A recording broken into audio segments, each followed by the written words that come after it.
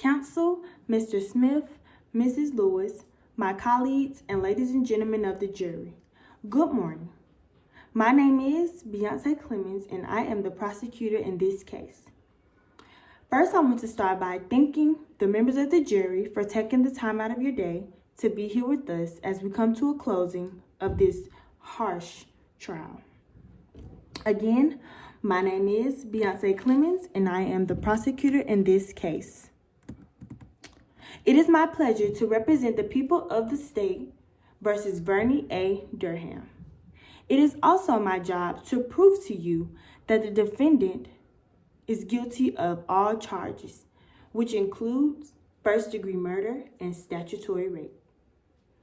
As the prosecutor, I have the burden of proof in this case, and it is my job to prove that the defendant, Vernie A. Durham, committed these crimes beyond a reasonable doubt. Proof beyond a reasonable doubt is the legal standard that the prosecution must meet in order to successfully find a criminal defendant guilty of all crimes. As I present to you my closing argument, I ask that you listen carefully to the facts and evidence that I will provide in order for justice to be served. This is a case about choices. This is a case about the choices the defendant made on October 19th, 2018. This is a case about 17-year-old Amari Johnson, whose human rights and sexual privileges were violated and damaged, and whose life was taken forever. The victim's family will never be the same without her. Why is this? This is because the defendant, Durham, chose to allegedly rape, torture, threaten, and murder this young teen. On October 19th, the young teen decided to walk to the park to meet her friends. Her usual routine. Once she's done with her homework, once she's finished all her chores, once she's taken care of everything she's needed to be taken care of at home, she always decides to go out and have a little fun with her friends at the park. The park is only a few blocks down from her home, which she has always attended, and she has several friends in the neighborhood. An innocent young girl who just wanted to have some free time with her friends didn't make it to the park successfully when the defendant, Durham, committed a crime of statutory rape and first-degree murder. On this day, the defendant, Durham, saw Amari walking through her neighborhood while on the phone with her friend who she was supposed to meet, and they also shared locations. He then began to follow the victim as she got further away from her home. The victim was only a few blocks from her home when Durham approached her from behind and put a bag over her face and head, suffocating her until she became unresponsive. The victim's phone then dropped as her friend on the other end began to scream and run to her destination.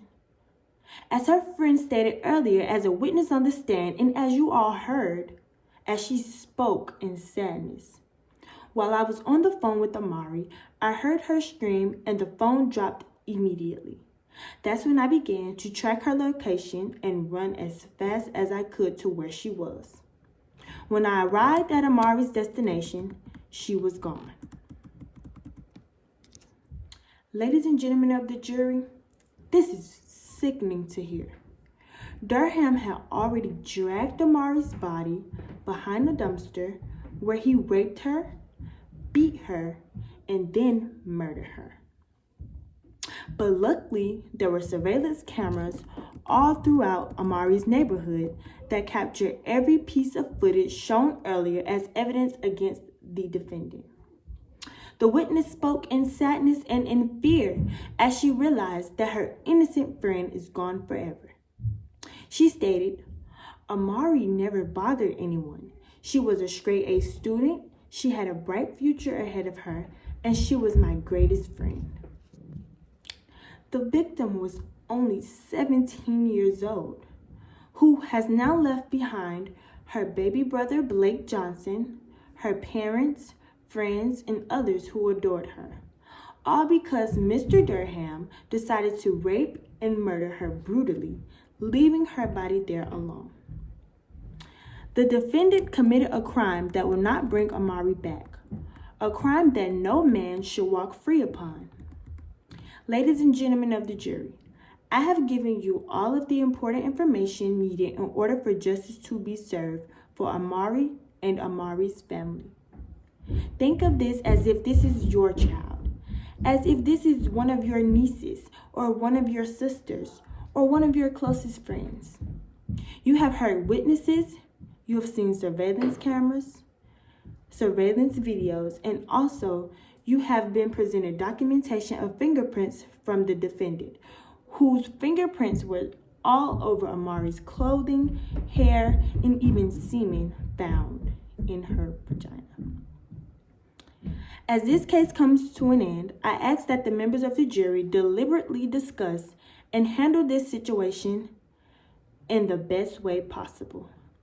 I ask that you find the defendant guilty of all charges, and I ask that the defendant be given the maximum sentencing possible, also placing the defendant on the sex offenders list. Thank you for your time and patience. Again, Prosecutor Clemons, have a good one.